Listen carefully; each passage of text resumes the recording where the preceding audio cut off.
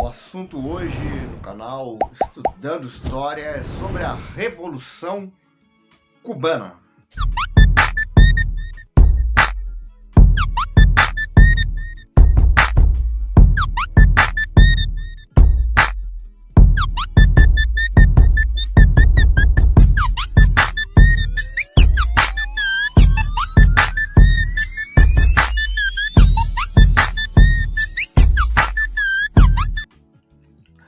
Bom, antes de falar de Cuba, um país que desafiou a poderosa nação chamada Estados Unidos, Cuba, país da América Central, né, pertencente à América Latina. Antes de falar dessa revolução, eu quero que vocês entendam como era Cuba antes da revolução. Tá? Um país com domínio de latifundiários, né? Um governo latifundiário e na qual os Estados Unidos tinha um domínio ali dentro. Vamos entender esse domínio. Em 1901, um senador americano chamado Platt criou uma emenda para a Constituição de Cuba. Perceba o que acontecia. Um político dos Estados Unidos é que mudava a lei máxima cubana. A emenda Platt determinava que os Estados Unidos tinham o direito de invadir Cuba a hora que quisessem. Sacou então? Sacou o domínio dos Estados Unidos ali dentro? A Constituição cubana passava a autorizar o Big Stick.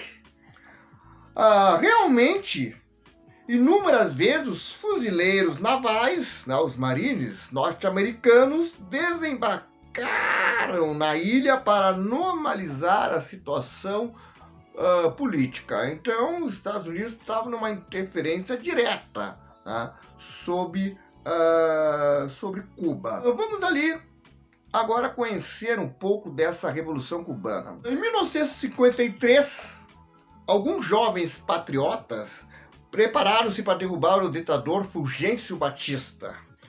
Eles começaram uma revolta tentando tomar o quartel de Moncada. Mas eram poucos e inexperientes. O que aconteceu? Acabaram todos presos. O líder da revolta era um jovem advogado, ex-dirigente estudantil, chamado Fidel Castro. Fidel Castro foi levado a um tribunal, e fez sua própria defesa. Só que em vez de se proteger, o que fez Fidel? Ele denunciou e atacou o regime. O que ele fez? Ele fez um discurso brilhante, mostrou a desgraça da sociedade cubana, a injustiça, a questão do latifúndio, a exploração dos grandes senhores de terra, a situação humilhante do país diante dos investidores estrangeiros, onde causava muita pobreza e doenças. O que aconteceu? No final, Fidel, já sabendo que seria condenado, Fidel completou uma frase que ele, completou uma grande frase. Ele disse que a história me absolverá. Depois de uma temporada nas prisões cubanas, Fidel acabou sendo libertado. Assim, ele partiu para o exílio no México.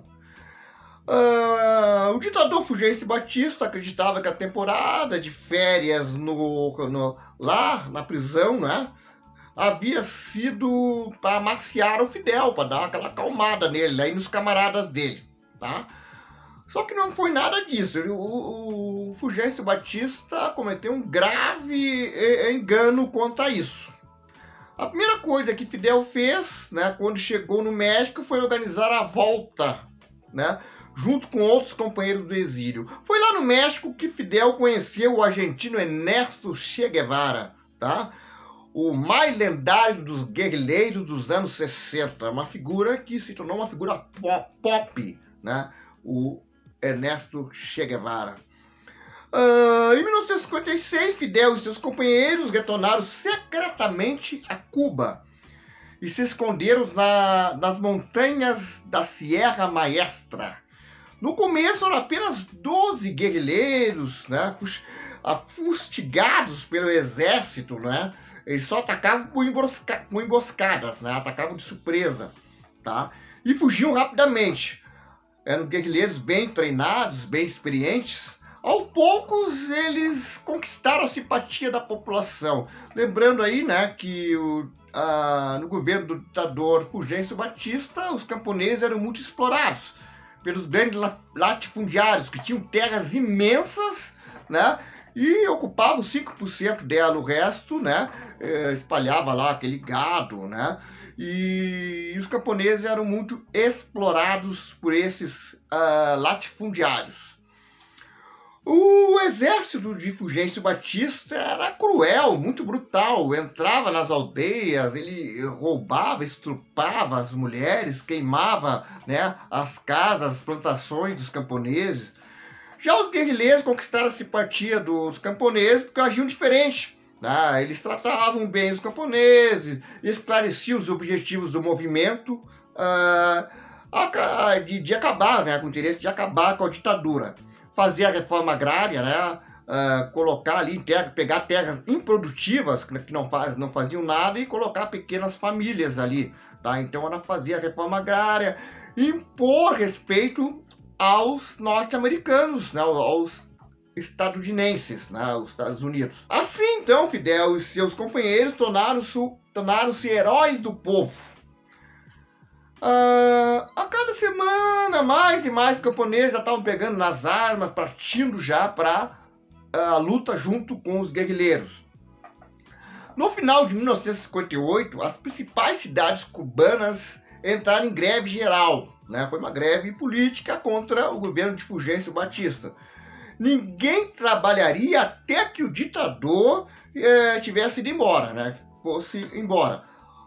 Logo depois do Ano Novo, com aquelas festas dos fogos, os guerrilheiros barbudos, aproveitando o Ano Novo, todo aquele foguetório, entraram vitoriosos na capital de Cuba. Entraram em Havana, né?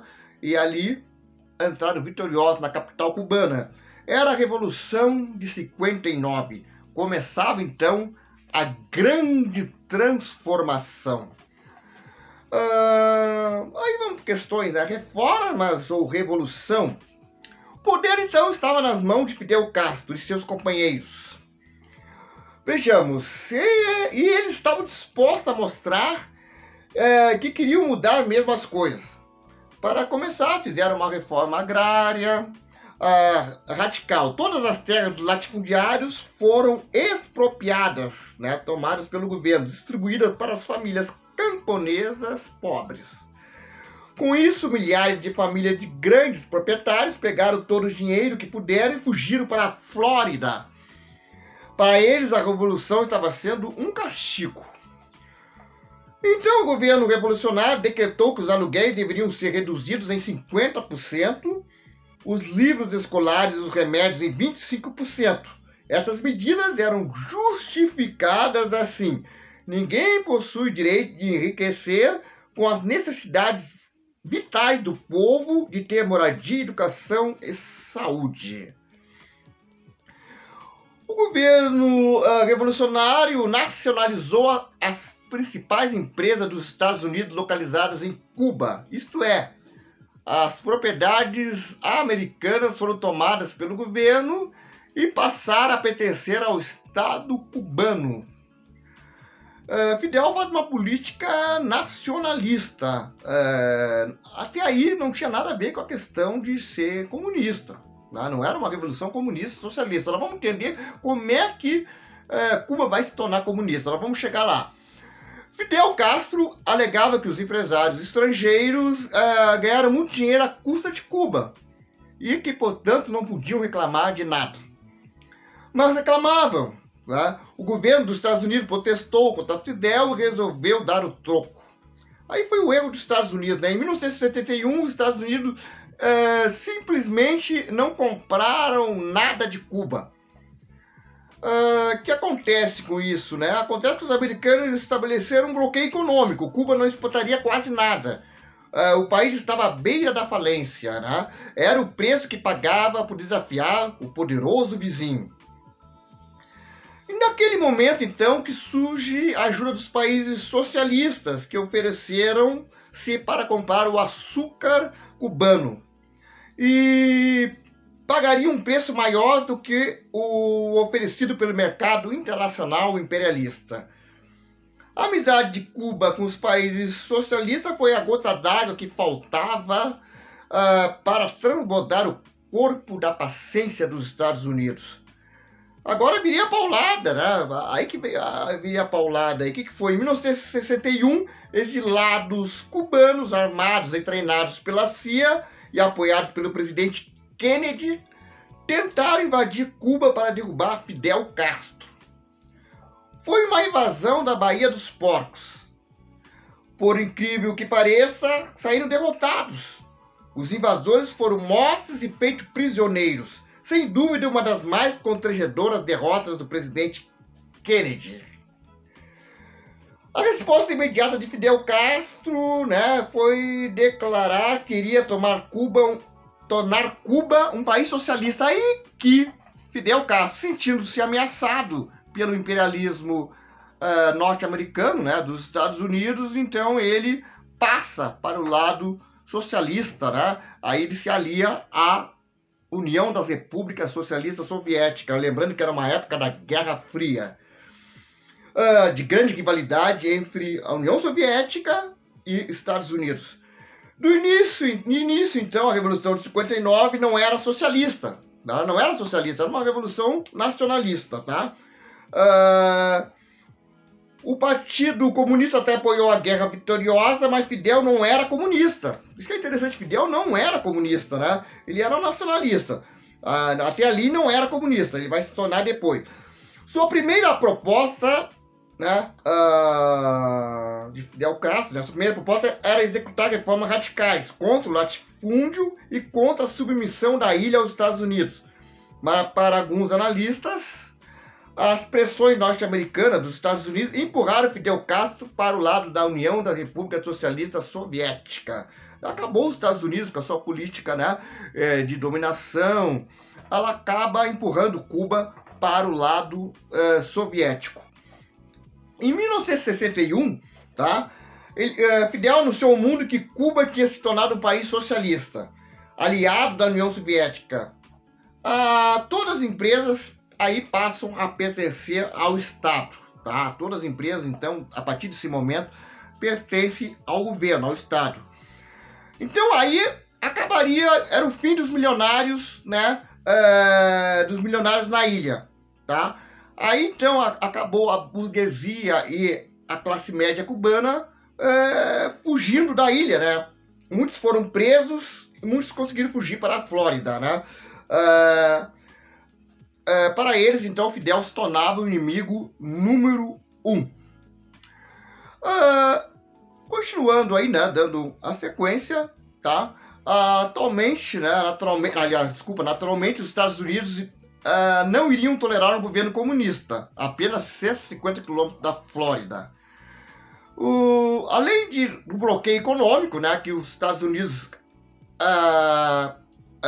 impõem a Cuba, né, e exige que outros países façam esse bloqueio, e com a situação que ficou dramática quando os Estados Unidos descobriram que os soviéticos estavam construindo uma base de lançamento de mísseis atômicos em Cuba, imagina, né? Aí o presidente Kennedy, então, ordenou a Marinha de Guerra que bloqueasse o Mar do Caribe. O problema é que do outro lado vinha uma frota militar soviética. Imagina, o mundo já estava numa ameaça de uma terceira guerra mundial. Os soviéticos estavam vindo a Cuba, né? Era a crise dos mísseis em Cuba em 1962, a crise dos mísseis, tá? Essa crise quase leva à terceira guerra mundial, tá? Só que na hora H ali, as duas potências chegaram num acordo, né? Conseguiram fazer um acordo. Os russos, né?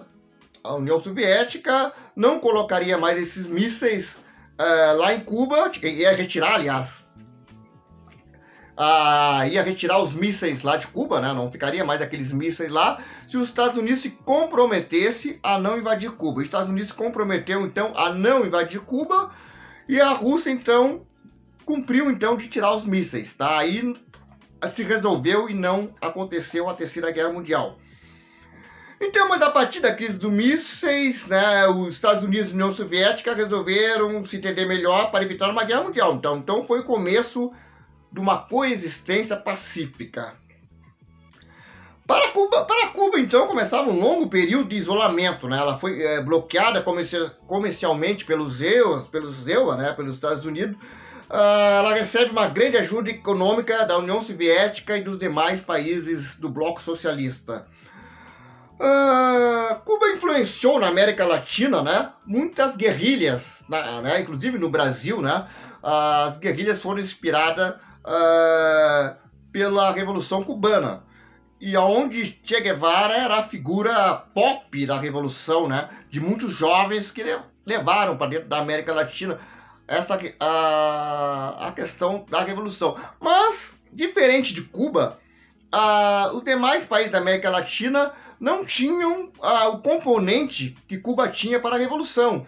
Há muito tempo, né, antes mesmo de Fidel, né, ali, já havia uma briga entre camponeses, né, e latifundiários, coisa que não acontecia nos demais países da América Latina, apesar da exploração dos latifundiários.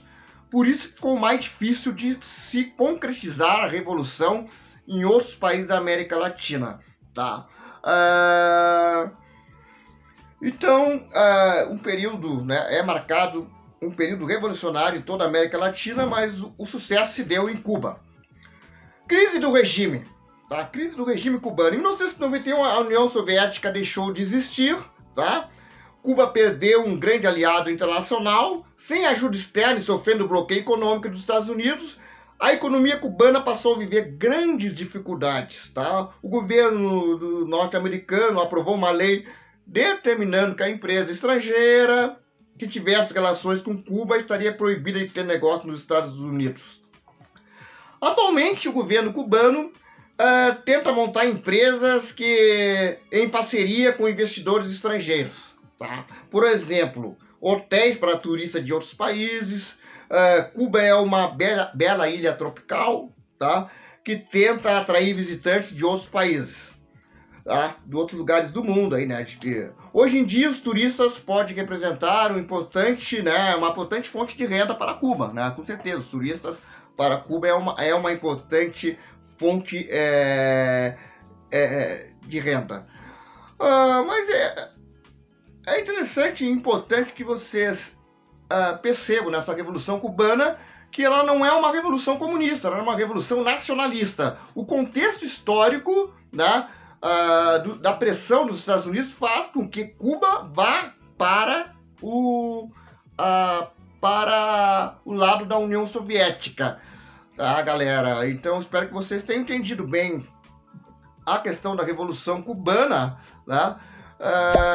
Que eu possa ter contribuído aí para um melhor entendimento sobre essa questão. Se vocês gostaram aí do meu vídeo, da minha aula aí, deixe seu like e se inscrevam no meu canal.